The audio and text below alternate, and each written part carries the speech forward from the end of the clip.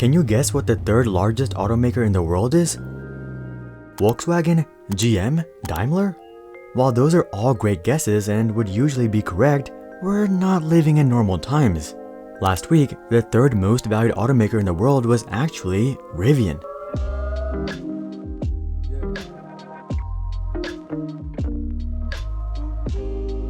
Electric vehicle maker Rivian opened with a share price that valued at around $91 billion. Rivian peaked at a valuation of $150 billion, which is more than Volkswagen. Volkswagen generally delivers a cool 10 million cars per year. Considering this, how many cars do you think Rivian delivers? 8 million? 5 million? Well, the answer is actually a whopping 156 pickup trucks. Now, I don't want to bag on Rivian because they worked super hard on their pickup truck over the past decade and they've had to cross so many hurdles to get to market.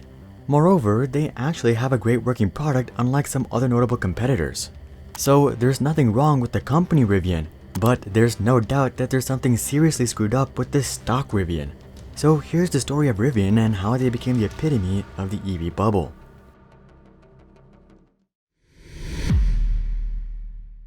Taking a look back, when Rivian was founded in 2009, most people didn't really care about EVs.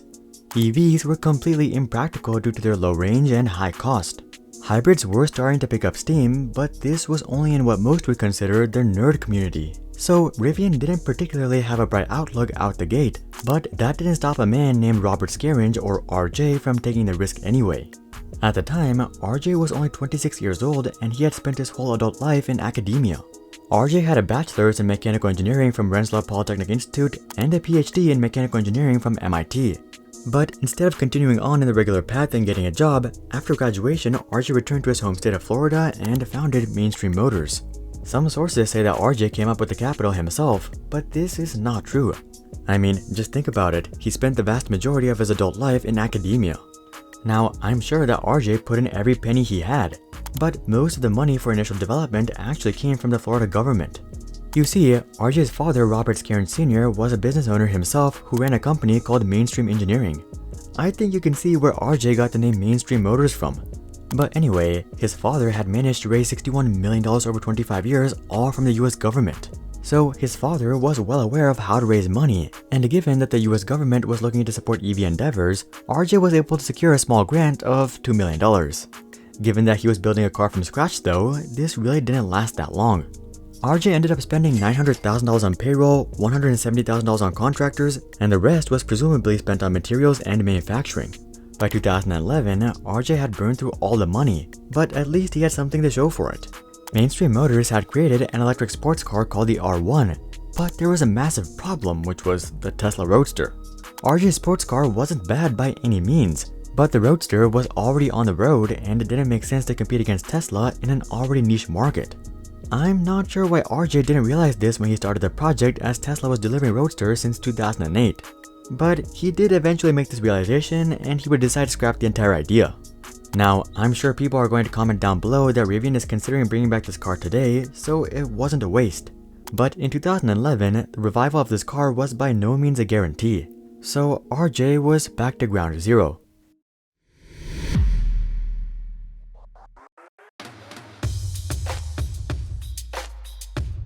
Determined to change the direction of the company, RJ looked at what EV competitors weren't targeting, and the obvious answer was SUVs and pickup trucks.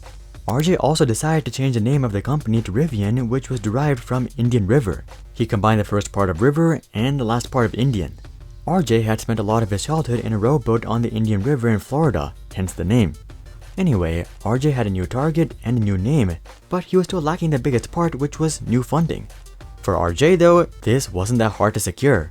The source of Rivian's 2012 funding effort isn't clear, but it was likely the government again or some venture capitalists who like to keep a low profile. Over the next couple of years, Rivian hired a bunch of talent from legacy automakers like Ford, GM, and Chrysler. And by the end of 2016, they had grown to 100 employees. This is still relatively small, but given that basically all of these guys were engineers earning six figures, it wasn't cheap to run Rivian.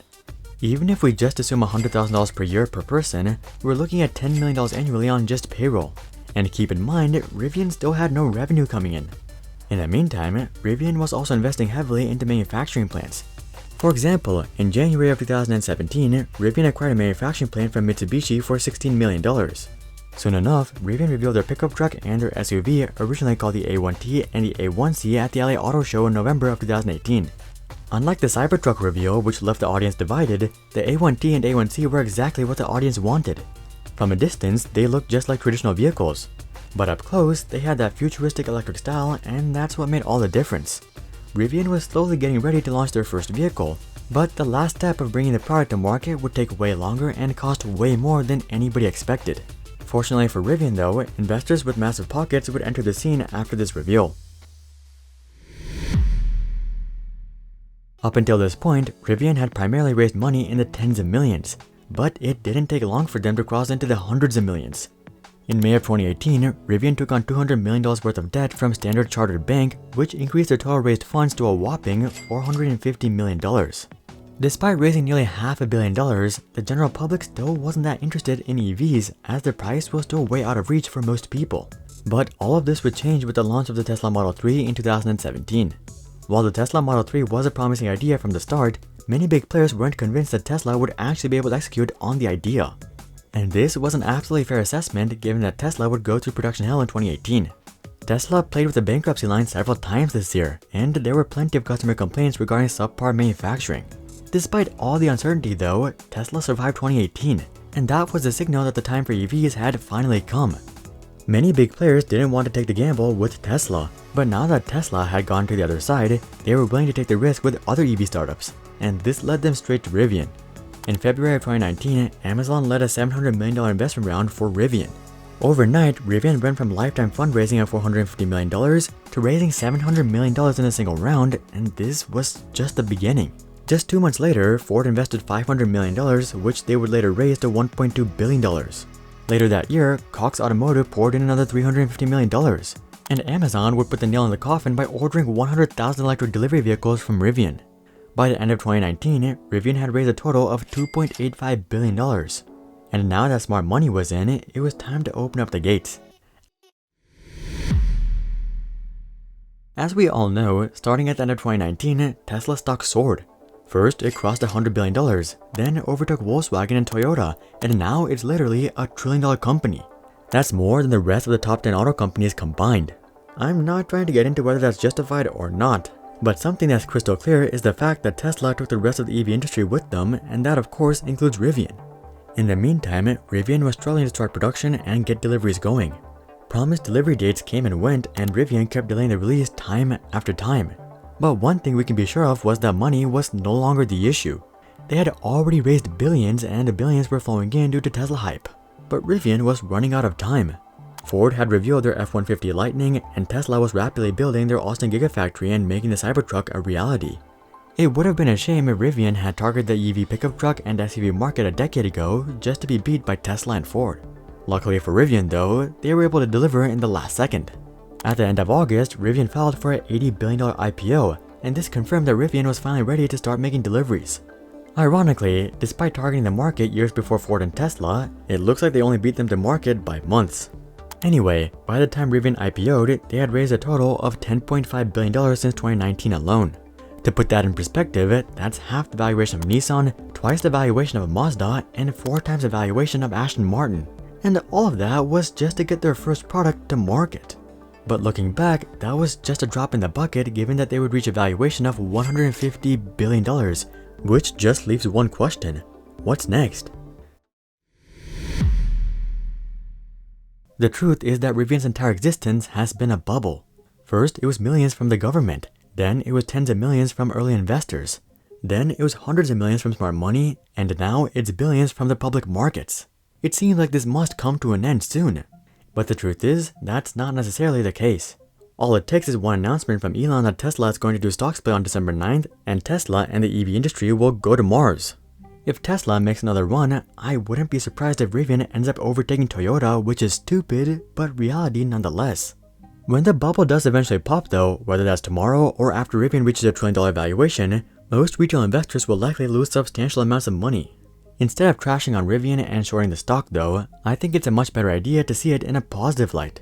The EV bubble has given companies that would otherwise have little chance against the legacy automakers an opportunity. And at the end of the day, the bubble is centered on a great cause, which is reducing pollution and transitioning to sustainable energy. The more companies that enter the scene and fight for market share, the faster we'll see a transition to EVs. So maybe the bubble isn't actually all that bad. The crash, however, will be deadly for Rivian if they don't make a mark before it's too late. So I wish Rivian the best despite their stupid valuation. But only time will tell if they're able to make it to the other side. Do you guys think Rivian will survive the eventual crash and rival Tesla? Comment that down below. Also, drop a like if you have a love-hate relationship with the EV bubble. And of course, consider joining our Discord community to suggest future video ideas, and consider subscribing to see more questions logically answered. But until then, I'm Hari, and I'll see you guys on the next one.